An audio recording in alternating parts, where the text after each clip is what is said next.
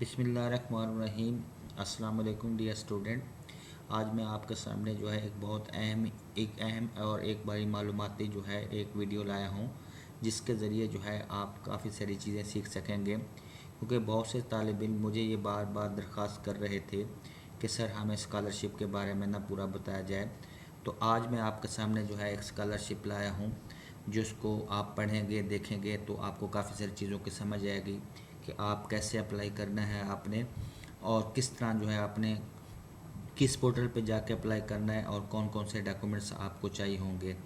आपके सामने जो है मेरी जो लैपटॉप की स्क्रीन है, इसके ऊपर जो है पहली स्लाइड जो है वो है DAAD scholarship Germany basic information for the student. Dear student, ये डेड स्कॉलरशिप जो है ये जर्मनी की गवर्नमेंट जो है वो देती है, और जर्मनी के अंदर जितनी भी यूनिवर्सिटी हैं वो ऑफ़र करती हैं। और ये स्कॉलरशिप जो है जर्मनी हर साल जो है वो हर दूसरे इंटरनेशनल स्टूडेंट्स के लिए ये स्कॉलरशिप देता है। तो इसके बारे में मज़ीद जो है जानने के लिए और मज़ीद इसका प्रोसेस क्या होता है, क्या क्या चीज़ें चाहिए, वो आपको मैं इस वीडियो में दिखाऊंगा, और आपने इस वीडियो को आखिर तक देना है। और इसके साथ साथ अपने जो सवालात हैं, क्वेश्चंस हैं रिगार्डिंग स्कॉलरशिप के, तो प्लीज़ आप अपने ज़रूर कमेंट सेक्शन में मुझसे पूछ भी सकते हैं। और जो भी आपकी क्वेरीज हो, मैंने आखिर में ईमेल एड्रेस भी दिया है। You can ask me, you can make a communication with me through by my email. So अब हम अपने लेक्चर की तरफ चलते हैं। तो सबसे पहले जो है ये आपके सामने जो है डेड डेड स्कॉलरशिप जो है DAAD scholarship in Germany master PhD fully funded study in Germany. तो इसकी रिक्वायरमेंट जो है आगे मैं आपको जाके बताऊंगा कि ये डेड जो है किस चीज़ का एब्रीवेशन है, आपके सामने लिखा हुआ है। इसके बाद जो है ये जर्मनी में क्योंकि फ्री एजुकेशन है, तो वो इंटरनेशनल स्टूडेंट के लिए भी फ्री जो है एजुकेशन देती है। तो वो तालिब इल्म, और जब आप इसके डेट के जो है पोर्टल पे जाते हैं तो वहाँ पे जो जो इन्फॉर्मेशन होती है उसके बारे में अभी मैं अब आपको स्टेप बाय स्टेप बताऊंगा। और आपने इसको बार बार सुनना है ताकि आपको पता चल सके कि आपने हर स्टेप पे कौन कौन सी चीज़ करनी है और क्या क्या प्रोसेस होगा। तो जो अवार्डिंग कंट्री है इट इज़ जर्मनी। तो you can go Germany for your higher education, you can visit over there through this scholarship, that scholarship. तो jump to the next slide, उससे हम जो है हमें पता चलेगा कि चीज़ों का डिस्क्रिप्शन ऑफ प्रोग्राम्स। अब सबसे पहले हमने ये देखना है कि डेट स्कॉलरशिप जो है उसकी जो है डेडलाइन क्या है, उसके कोर्स का लेवल क्या है, स्कॉलरशिप क्या है, और ये सारी चीज़ों के बारे में इस स्लाइड में आपके सामने है। पहली बात ये आपको बता दूं कि इसकी जो डेडलाइन है 30 नवंबर 22 है। अब आपके सामने सितंबर और नवंबर जो है आलमोस्ट जो है आप सितंबर है और नवंबर तकरीबन 2 माह बाकी हैं। तो इस 2 माह के अंदर आपने सारी चीज़ें जो है तैयार भी करनी है, और साथ साथ अपनी डॉक्यूमेंटेशन भी पूरी करनी है, so that you can get admission and you can upload all the document before time. सबसे पहले जो है हम डेडलाइन को रेड लाइन से इसलिए किया गया कि ताकि आपको अच्छी तरह समझ आ सके। इसके साथ साथ अब हम नेक्स्ट पॉइंट पे जाते हैं, वो है कोर्स लेवल। जो डेट स्कॉलरशिप है वो यूजली मास्टर और पीएचडी लेवल तक जो है ना वो एडमिशन देता है, और उसमें एमफिल भी है। क्योंकि हमारा जो एजुकेशन इन पाकिस्तान है उसमें जो सिस्टम है उसमें बीए भी है, एमए भी है, एमफिल है और पीएचडी है। लेकिन बाहर के ममालिक में जो है बीएस प्रोग्राम के बाद जो है डायरेक्ट मास्टर में आप एमफिल में या मास्टर में एडमिशन लेते हैं, और फिर लीडिंग टू पीएचडी तक चला जाता है। तो इसके लेवल जो है ये चीज़ अपने एक जहन में रखिएगा कि ये स्कॉलरशिप जो है मास्टर और पीएचडी के लिए है, ये बीएस प्रोग्राम के लिए फ़िलहाल नहीं है। तो वो student just who have pass there BS program right now from any university in Pakistan, they are these program are for them to get admission in Germany through that scholarship. So scholarship जो है the country है Germany है, Germany में आप रहेंगे scholarship के लिए। और इसके साथ अवार्डिंग वेल जो है अक्सर आपको जो है आप स्कॉलरशिप के लिए अप्लाई करते हैं तो बच्चों को पता नहीं होता कि फुली फंडेड स्कॉलरशिप है या पार्शली है या किस तरह है। तो फुली फंडेड स्कॉलरशिप है, इसमें सारा आपकी रहायश, आपकी जितना भी ड्रेस होता है, आपकी रहायश होता है, आपका स्टडी का खर्चा होता है, आपकी रिसर्च का जितना भी एक्सपेंडिचर होता है, the DAAD scholarship provide all these facilities and all these things. तो और यूनिवर्सिटी जो है लाजमी नहीं है कि एक university, there are lot of university in Germany, engineering university, IT university, literature and linguistic university, cultural university. There are a lot of university according to their discipline. So in which program you are getting admission, you may apply on them through the DAAD scholarship. तो DAAD scholarship जो है वो university, Germany की किसी भी universities में जो है वो आप कर सकते हैं, और प्रोग्राम कोई भी हो सकता है. अब हम नेक्स्ट स्लाइड की तरफ जाते हैं आपको ताकि मज़ीद इन्फॉर्मेशन दी जाए. तो अब आपके सामने बेनिफिट ऑफ स्कॉलरशिप देखें कि when you apply and what kind of benefit you will receive after getting this scholarship. तो फर्स्ट ऑफ ऑल जो है हम एक पॉइंट को देखते हैं, full tuition fees, what ever the tuition fees is it would pay by the debt scholarship. They would provide each and everything, tuition fees जितनी भी होगी. मंथली स्टाइपेंड जो है वो master degree is 850 euro per month.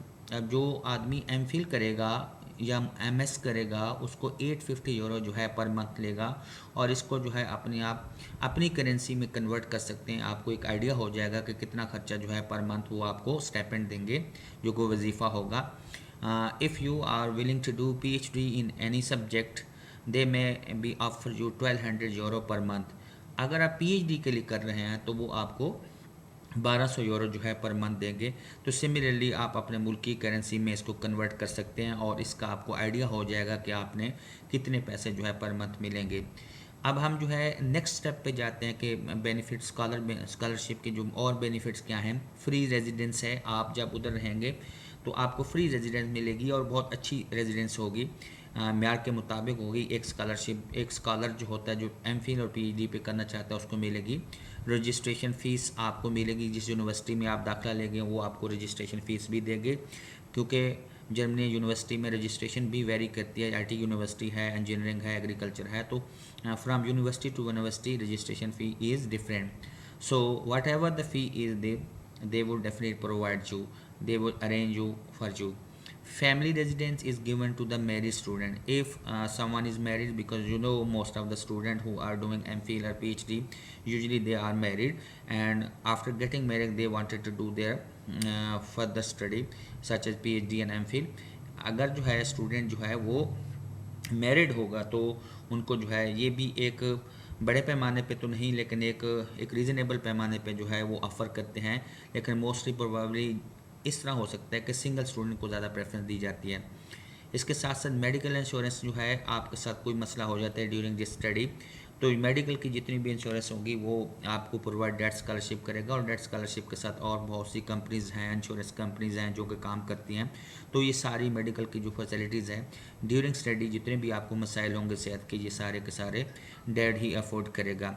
Free lab experiments जो है, आप जितने भी आपको पता है कि वहाँ पे जर्मनी के अंदर जितनी भी स्टडी है वो एक्सपेरिमेंट के ऊपर मुश्तमिल है, और वहाँ पे हर चीज़ का एक्सपेरिमेंट किया जाता है. लैब के अंदर जितनी भी फैसिलिटीज़ होंगी, जितना भी इक्विपमेंट और अपरेटस आप यूज़ करते हैं, वो सारे के सारे जो है फ्री उसको आप यूज़ कर सकेंगे अपने एक्सपेरिमेंट के लिए. साथ साथ देखिए ट्रैवलिंग अलाउंस भी बिल्कुल फ्री है, क्योंकि आप फ्राम प्लेस टू प्लेस जो है आप विज़िट करते हैं for your research purposes and as well as other researching purpose. You are not confined to a simple only a university where you are getting your education. They may allow you to visit some other universities to search something. They may also ask you to make a comparison between different universities. तो travelling allowance जितना भी होगा, ये आप आ रहे हैं या जा रहे हैं, इस सब का ट्रैवलिंग अलाउंस जो है ये जो है इसका डेट स्कॉलरशिप के बेनिफिट में आएगा और आप ये ले सकते हैं. फिर हेल्थ अलाउंस जो है एक स्पेसिफिक जो है सेहत के बारे में जो एक अलाउंस भी मिलता है, जो कि एक नॉमिनल तो नहीं कह सकते लेकिन एक रीज़नेबल होता है, जो आपको जो है फ्राम टाइम टू टाइम अगर आप छोटी मोटी बीमारी में मुब्तला हो तो आपको हेल्थ अलाउंस भी इसके साथ साथ मिलता है. ये सारे के सारे जो है ये बेनिफिट जो है स्कॉलरशिप के मैंने आपको एक स्लाइड के अंदर बता दी हैं ताकि आपको अच्छी तरह समझ आ सकें. और मज़ीद कोई अगर क्वेश्चन हो तो आप मुझे कमेंट्स में भी कर सकते हैं. Now jump to the next slide. Over here program offered. आपको पता होगा कि हर तालिब इल्म जो है उसकी ख्वाहिश है कि वो डेट स्कॉलरशिप के ज़रिए जो है वो बाहर जाए और अपनी एजुकेशन हासिल करे. तो डेट्स स्कॉलरशिप जो है मास्टर और इसके साथ साथ पीएचडी के स्कॉलरशिप जो ना इस वक्त ऑफ़र कर रहा है। और इसकी जो ड्यूरेशन है, जो वक्त है, मास्टर डिग्री तकरीबन जो है वो 2 साल का पीरियड है। सिमिलरली हमारे मुल्क में भी इसी तरह 2 साल का है। And with this for PhD it is all about 3 years, तकरीबन जो है ये 3 साल का अरसा है। और ये सारी की सारी जो है इस ड्यूरेशन के अंदर जो है टाइम स्पैन के अंदर जो है आपने अपनी डिग्री करनी है। फिर एक रिपीट कर देता हूँ कि मास्टर की डिग्री जो है 2 years की है और पीएचडी की डिग्री जो है रिसर्च बमा जो है इसके साथ आपका कोर्स वर्क जो है पीएचडी के अंदर 1 साल का जो है आपका कोर्स वर्क का है। और एक साथ बाकी 2 साल में जो है आपने अपना रिसर्च कंप्लीट करना है। और ये टाइम जो है अगर वेरी भी करता है कि आपकी रिसर्च प्रोजेक्ट जो है वो लंबा भी हो सकता है और ये मज़ीद जो है ना 6 माह भी एक्सपेंड कर सकता है, लेकिन इसकी जो एक्चुअल ड्यूरेशन है वो 3 years की है। Now jump to the next slide. There is a disciplines. What are the disciplines which that scholarship is offering? Different university of Germany are offering such kind of programs. So in front of you there are main program. You can get admission in these program: economic science and business. These are the big program. With this there is administration and political economics. ये सारा जो है एक है, इसके अंदर जो है आप ले सकते हैं पीएचडी में, बहुत साथ साथ एमफिल के अंदर भी डेवलपमेंट कॉर्पोरेशन, ये भी एक जो है इनोवेटिव किस्म का प्रोग्राम है जो कि किसी भी कंट्री की और किसी भी सोसाइटी की डेवलपमेंट के लिए भी और किसी इदारे की डेवलपमेंट के लिए जो है ना बेसिक ये स्ट्रक्चर सिखाते हैं। ये प्रोग्राम में भी आप एडमिशन ले सकते हैं। इंजीनियरिंग एंड रिलेटेड साइंसेस जो है ये भी एक बहुत अच्छा प्रोग्राम है जो पाकिस्तान के इंजीनियरिंग यूनिवर्सिटी में पढ़ने वाले स्टूडेंट हैं और काफ़ी सारे ये जो है ना इस वक्त भी तालीम हासिल कर सकते हैं और आप ले सकते हैं। 4th नंबर पे हम चलते हैं इंजीनियरिंग स्कॉलरशिप इन जर्मनी। अब स्पेसिफिक इंजीनियरिंग एक वर्ड है, लेकिन अगर हम देखें तो इंजीनियरिंग के अंदर बहुत सी ऐसी फील्ड्स हैं जो डिफरेंट हैं। है तो इंजीनियरिंग, सिविल इंजीनियरिंग भी है, मैकेनिकल भी है, इलेक्ट्रॉनिक्स भी है, इस तरह की काफ़ी सारी फील्ड्स हैं। तो इंजीनियरिंग स्कॉलरशिप इन जर्मनी है, इसमें भी आप ले सकते हैं। अब 5वां सब्जेक्ट जो है वो मैथमेटिक्स है। आप सबको पता होना चाहिए कि ख़ुसूसन पाकिस्तान में उस बंदे को बहुत ज़्यादा ज़हीन समझा जाता है जो कि इंग्लिश अच्छी बोलता हो या लिखता हो, लेकिन अगर आप इंटरनेशनली देखें तो जो सब्जेक्ट है वो है मैथमेटिक्स है। अमेरिका में भी देख रहे हो, जर्मनी में, इंग्लैंड में, तो मैथमेटिक्स जिसका अच्छा होता है जनाब उसको जो है तालिब इल्म को ज़हीन समझा जाता है। तो मैथमेटिक्स में भी ये एमफिल और पीएचडी के जनाब प्रोग्राम ऑफ़र कर रहे हैं। आगे देखते हैं कि रीजनल एंड अर्बन प्लानिंग, क्योंकि हमारे मुल्क में जो है इस प्रोग्राम के ऊपर इतना ज़्यादा फोकस नहीं दिया जाता। आल्दो हमारे डिपार्टमेंट्स हैं सूबाई लेवल पे भी और हमारे वफाकी लेवल पे भी दे आर वर्किंग। अब मसला ये है कि इस प्रोग्राम की बहुत ज़्यादा अहमियत है जो कि हमारे तालिब इल्म को पता नहीं है। अब हम उधर जितने भी शहर और गांव आबाद होते हैं वो एक प्लानिंग के तहत होते हैं, एक उसका प्री प्लान प्रोग्राम होता है कि इसकी आबादी इतनी होगी, इसको इस तरह जो है सीवेज का निज़ाम होगा, इसका पानी इतना डिलीवर्ड होगा, इसके रीजन क्या होगा, इस रीजन के अंदर कितने गांव आएंगे, तो ये वो प्लान करते हैं इस चीज़ के ऊपर। लेकिन ये बहुत अच्छा प्रोग्राम है, इस प्रोग्राम में ज़रूर दाखिला लेना चाहिए। अर्बन प्लानिंग के अंदर जो हमारे जो शहर हैं वो दिन ब दिन एक्सपेंड होते जा रहे हैं, उनकी आबादी बढ़ती जा रही है और उसका कोई गो थ्रू वे नहीं है कि उसकी प्लानिंग होनी चाहिए कि सिटी को कैसे एक्सपेंड करना है और एक मॉडल सिटी बनाना है। इस प्रोग्राम में भी आप एडमिशन दे सकते हैं। Similarly agriculture and the forest sciences जो है, अब जिस तरह पाकिस्तान एक जो है एग्रीकल्चर मुल्क है और उसके साथ साथ जो है इसका बहुत अच्छा निज़ाम है, तो हाँ एग्रीकल्चर और फॉरेस्ट के अंदर भी जो है क्योंकि पाकिस्तान को फॉरेस्ट की बहुत ज़्यादा ज़रूरत है और अब लोगों के अंदर अवेयरनेस आना शुरू हो गया, बिलियन ट्रीज़ वगैरह प्रोग्राम जो है चले हैं, गवर्नमेंट ने, डिफरेंट गवर्नमेंट ने चलाए, तो इसकी अफादियत और अहमियत भी अपनी जगह है। तो एग्रीकल्चर, ज़राअत वगैरह और जंगलात वगैरह में भी इसके साइंसेज, इसके ऊपर भी बहुत काम हो रहा है, इसमें भी आप दाखिला ले सकते हैं। नेचुरल्स एंड एनवायरमेंटल साइंसेज जो है वो भी एक उभरता हुआ प्रोग्राम है, थ्राइविंग है और एनवायरमेंटल के ऊपर एनवायरमेंट के ऊपर बहुत सारा काम हो रहा है कि कैसे जो है ह्यूमन बींग जो है वो पूरे का पूरा हमारा जो हैबिटेट है और हमारा जो एनवायरमेंट है उसको किस तरह जो है सर्कल को ख़राब कर रहा है और हम उसको किस तरह जो है कंट्रोल कर सकते हैं, हमारी फैक्ट्रीज़ को, हमारे फैक्ट्रियों से गंदा पानी दूर होने कर रहा है, इसके रिलेटेड ये जो है प्रोग्राम है।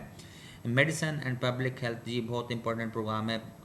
Most of the student who got their BSc from different university, they are willing to get admission in medical and public health program because Germany has a very extraordinary system of medicine and public health.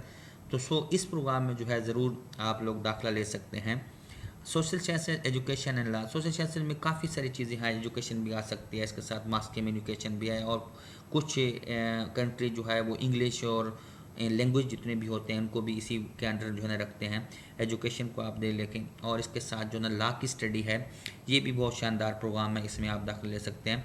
और media study को उन्होंने separate कर दिया, क्योंकि media industry जो है एक उभरती हुई इंडस्ट्री आ रही है, तो मीडिया के रिलेटेड और एक्चुअल जो जर्नलिज्म है उसके बारे में पढ़ने के लिए जो है वो ये डिसिप्लिन ऑफ़र किए जा रहे हैं।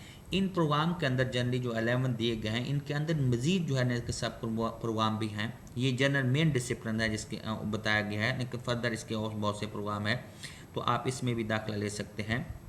अब हम जो है नेक्स्ट जो है, लेकिन प्लीज़ इन सब के लिए जो है, इन सब प्रोग्राम को एडमिशन लेने से पहले इन प्रोग्राम के फर्दर जो है जो ब्रांचेस हैं उनको देखना आपने ज़रूरी है, और जाकर सर्च करना ज़रूरी है कि वेदर आप कहाँ पे और किस प्रोग्राम में एडमिशन लेने गए, और उसकी कोर्स वर्क क्या है, किस किस तरह की चीज़ें हैं। ये चीज़ें आपको खुद खोज लगानी है, और वेबसाइट पर जाकर, डेट की वेबसाइट पर जाकर खुद ये देखना है। मैं इसलिए इस स्लाइड्स को जो है उर्दू में कोशिश कर रहा हूँ बयान करने की, ताकि बहुत से तालिब इल्म जो है वो इन चीज़ों को समझ नहीं पाते और at the end time pass हो जाता है और वो अप्लाई नहीं कर सकते। So jump to the next slide जो है eligibility for the date scholarships. अगर हम आप देखते हैं कि कौन कौन से लोग वो हैं जो कि एलिजिबल हैं, जो कि एडमिशन ले सकते हैं इन प्रोग्राम में। International student from any work can apply for this scholarship. DAAD scholarship के लिए जो है कोई भी इंटरनेशनल ममालिक हैं उनके जो है लोग जर्मनी में दाखिला ले सकते हैं। The age of the candidate will be less than 35 year old for the master degree program. It mean that कि जो अगर आप एमफिल और एमएस प्रोग्राम के दाखिला रहे हैं तो 35 साल से ज़्यादा उम्र नहीं होनी चाहिए। The age must be less than 40 years for the PhD degree holder. अगर आपने PhD प्रोग्राम में दाखिला लेना है तो it mean that your age should not be more than 40 year, meaning 40 साल से ज़्यादा नहीं होनी चाहिए। गुड एकेडमिक्स रिकॉर्ड रिक्वायर्ड, यानी आपका जो 20 प्रोग्राम है उसके अंदर आपका जो CGPA सिस्टम है या जो नंबर हैं, परसेंटेज जो है वो बहुत बेटर होने चाहिए। मैं आपको एक आइडिया देता हूँ कि अगर आलमोस्ट आपके 80% प्लस अगर मार्क्स हैं, या CGPA के मुताबिक आ रहा है 3.50 से ऊपर हैं, तो बहुत चांसेस हैं कि आप यहाँ पे जो है एडमिशन आपका हो सकता है। लेकिन जो रिक्वायर्ड है मोस्टली यूनिवर्सिटीज़ में वो 3.20 होता है, तो उससे आगे आप 3 रिक्वायर्ड होता है, लेकिन 3.20 बहुत रीज़नेबल जो है CGPA होता है, लेकिन 3.50 बहुत शानदार होता है, उसमें भी आप इजीली एडमिशन ले सकते हैं किसी भी प्रोग्राम में। For master degree and PhD program experience in research is required. आप देखें कि ये प्रोग्राम जितने भी होते हैं रिसर्च बेस्ड होते हैं, तो रिसर्च करने के लिए जो है होते हैं एमफिल, और इनका मकसद भी यही है। ज़्यादातर लोग जो है कोर्स वर्क की तरफ सोचते हैं, लेकिन ये प्रोग्राम जो है वो रिसर्च बेस है। तो रिसर्च बेस के लिए आपको पहले प्रिपरेशन करनी पड़ती है कि आपको एक प्रपोजल भी बनाना पड़ता है, उसका स्टडी का थीम सारी, कि आप किस तरह चीज़ों को एक्सप्लोर करेंगे, आपका रिसर्च प्रपोजल जो है उसके अंदर क्या तो एक शानदार किस्म का रिसर्च प्रपोजल रिक्वायर्ड होता है एमफिल और PhD में एडमिशन लेने के लिए। तो इसके लिए आपको पहले काफ़ी सारा डिग आउट करना पड़ता है चीज़ों को, और अपनी एक सिमत तय करनी पड़ती है कि आपने कौन सी चीज़ है जो कि एक रिसर्च गैप है उसको आपने वहाँ पे करना है। तो इसलिए इस प्रोग्राम के लिए 2 महीने जो है वो पहले आपके काफ़ी सारी स्टडी की ज़रूरत है। चाइनीज़ या German course must be required. आप जो है डेट स्कॉलरशिप में, क्योंकि चाइना और जर्मन कोर्स जो है वहाँ पे इसलिए रिक्वायर्ड है कि वहाँ पे फैकल्टीज़ भी हैं चाइनीज़ की, और इस तरह जर्मन कोर्स इसलिए ज़रूरी है क्योंकि इंग्लिश जो है वो वहाँ पे बोली तो जाती है, लेकिन एक अगर हम पॉलिटिकली बैकग्राउंड माजी का देखें तो इंग्लिश को ना बोलने की भी काफ़ी सारी वजूहात हैं, उसको डिस्क्राइब नहीं कर सकता यहाँ पे। लेकिन बात यह है कि आपको जर्मन बेसिक सीखनी पड़ेगी, क्योंकि वहाँ की ये बेसिक, क्योंकि वो अपनी लैंग्वेज को मुर्दा नहीं करना चाहते, वो अपनी लैंग्वेज को ज़िंदा करना चाहते हैं। तो इसलिए बेसिक अगर जर्मन आपको होगी तो बहुत प्रोबेबली चांसेस हैं आपके कि आपका एडमिशन हो जाएगा। No criminal record will be there. आप जो है कोई क्रिमिनल रिकॉर्ड नहीं होना चाहिए आपका, आपके FIR इस किस्म की चीज़ें आपके ऊपर नहीं होनी चाहिए, आपका बहुत अच्छा फेयर करेक्टर होना चाहिए। नेक्स्ट चलते हैं। Professional letter must be required. एक आपको प्रोफेशनल लेटर भी चाहिए होगा। The length must be 1 to 2 page in the length, यानी आप जहाँ पे काम कर रहे हैं, whether you are a teacher, whether you are engineer, whether you are a doctor, and whatever you are, you need a profession letter. That person, that men and female are women are working with us, and everything is mentioned in the profession letter, should be mentioned in the profession letter. इस letter में क्या है कि लिखी होगी जो आपकी जो है पास्ट का जो वर्क है, प्रोफेशन वर्क है, उसकी एक इंसाइट देगा, एक जानकारी देगा, तो आपको जो है काफ़ी सारी चीज़ों की समझ लगेगी। ये तो है आपका जो है एलिजिबिलिटी क्राइटेरिया जिसके ऊपर आपने मीट करना है और फिर स्कॉलरशिप पे जाना है। तो बराए कराम इन सारी चीज़ों को मलहूज़ खातिर रखते हुए आपने अपने ऊपर इन चीज़ों को जो है अप्लाई करना है और देखना है कि इनमें से कौन कौन से पॉइंट्स हैं जो कि जिसके ऊपर आप पूरा नहीं उतर रहे। अगर नहीं उतर रहे तो इसकी आप पूरा पहले उतरने की कोशिश करें। और फिर एक चीज़ आखिर में जहाँ पे एलिजिबिलिटी के बारे में कहना चाहूँगा कि आपको रिसर्च के बारे में बार बार कहा जा रहा है कि रिसर्च प्रपोजल आपका इतना जानदार होना चाहिए कि आपका जो ना, क्योंकि वहाँ पे जितना ज़्यादा अच्छा रिसर्च प्रपोजल होगा वहाँ पे आपकी एक्सेप्टेंस बहुत ईजी होगी। विदाउट रिसर्च प्रपोजल जो है, जो कि बिल्कुल कॉपी पेस्ट होगा, उससे बिल्कुल काम नहीं चलेगा। इसलिए आप इसके बारे में अभी से सोचना शुरू कर देंगे तो आपको बहुत अच्छा रिजल्ट मिलेगा। Now dear student, jump to the next slide. Next slide जो है रिक्वायर्ड डॉक्यूमेंट्स आपको क्या क्या चाहिए होंगे, क्योंकि कहीं भी आप अप्लाई करते हैं तो आपको डॉक्यूमेंट्स की ज़रूरत होती है। Transcript of BS is required for the master degree and it must be in attested form. अब आपने यहाँ देखना है कि आपने जहाँ से BS किया है, BS का जो आपका ट्रांसक्रिप्ट है, जो रिज़ल्ट कार्ड है, वो आपके पास होना चाहिए। और इसके साथ साथ जो है मास्टर डिग्री के लिए, और वो जो है वहाँ की जो लोकल कि कोई भी मुल्क है, जैसे हमारा HEC है, HEC से अटेस्टेड होने चाहिए, क्योंकि आपका जो ट्रांसक्रिप्ट होता है उससे इंसाइट मिलती है प्रॉपर कि इसका जो प्रीवियस जो है रिकॉर्ड है वो किस तरह रहा है, इसने कौन कौन से सब्जेक्ट में कितने % मार्क्स लिए हैं। तो इसलिए ये HEC से अटेस्टेड चाहिए होता है। तो आप तमाम दोस्तों ने HEC से अपने डॉक्यूमेंट्स पहले भी अटेस्ट करवा लेने हैं, और साथ साथ अगर डिग्री मिल जाए तो वो भी हो जाता है, क्योंकि HEC जो है वो ट्रांसक्रिप्ट कर देता है अटेस्टेड, और फिर उसके बाद डिग्री भी कर देता है। अगर ये इकट्ठे हो जाएँ तो बहुत ज़्यादा बेटर है। इसके साथ transcript of MS is required for PhD degree program, it also must be attested. Similarly अगर आप PhD में लेना चाहते हैं तो आपको जो है आपका मास्टर का, ग्रेजुएशन का, और इसके साथ साथ जो है MPhil का जो है रिज़ल्ट कार्ड और साथ साथ डिग्री भी जो है वो भी अटेस्टेड होनी चाहिए। आपने जो है जो आपकी अथॉरिटीज़ हैं, एजुकेशनल अथॉरिटीज़ हैं, जैसा कि हमारा HEC है। सिमिलरली आप देखते हैं photo copy of passport for international student required.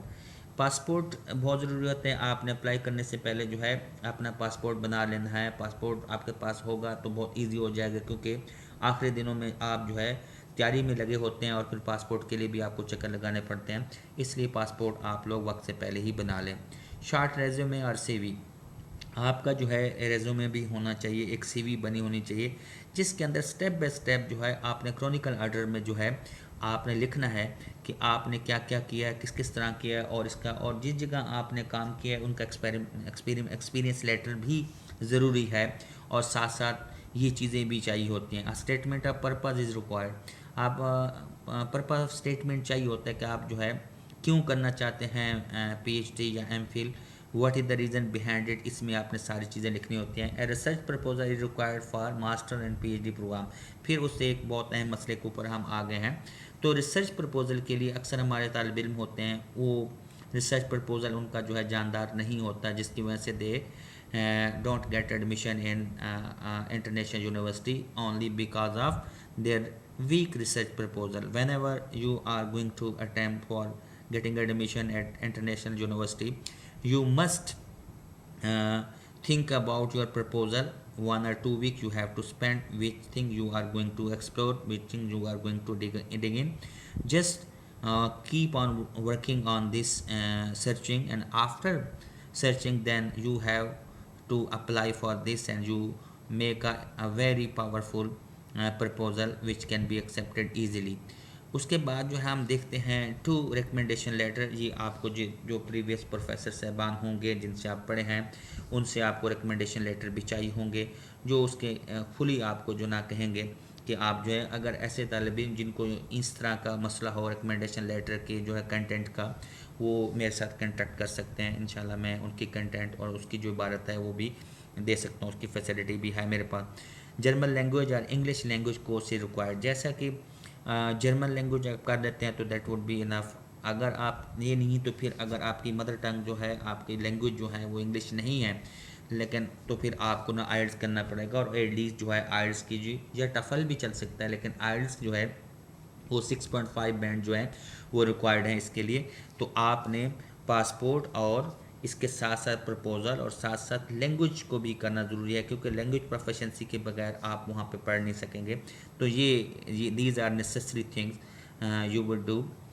आगे नेक्स्ट देखते हैं, an acceptance letter is also required. एक जो है एक्सेप्टेंस लेटर भी इनको रिक्वायर्ड होता है, जो कि आपको यूनिवर्सिटी देती है कि ठीक है आपका प्रपोजल एक्सेप्ट हो गया, फिर आप उसके लिए अप्लाई कर सकते हैं। सिम अ वैलिड पासपोर्ट, आपने पासपोर्ट पहले जिक्र कर चुके हैं कि आपने पासपोर्ट बनाना है और उसको आपने संभाल के रखना है।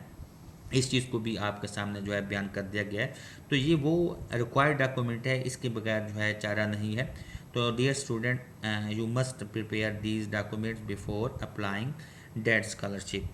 No jump to the next procedure of submission of application. What kind of procedure you will adopt to get a admission in that scholarship.